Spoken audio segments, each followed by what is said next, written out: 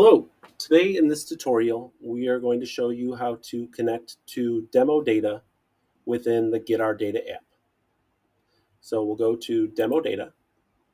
Now in here we have two options. One, we have some pre-built models with data that are Tableau workbooks, so you can download those. And second, we have demo data login instructions to allow you to connect to our demo data set stored within our hosted Snowflake. So in both of these cases, I will be connecting with Tableau. So I've downloaded the CRM unified model. So from Tableau, I will connect more, find the file I downloaded, and open. It'll ask me to verify which data source I'm looking to import. And here we go.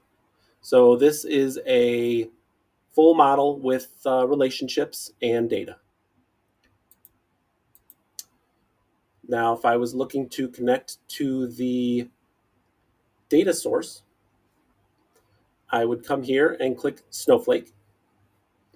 On here, we have our server. We have our username. The role would be read-only. And then we would take our password.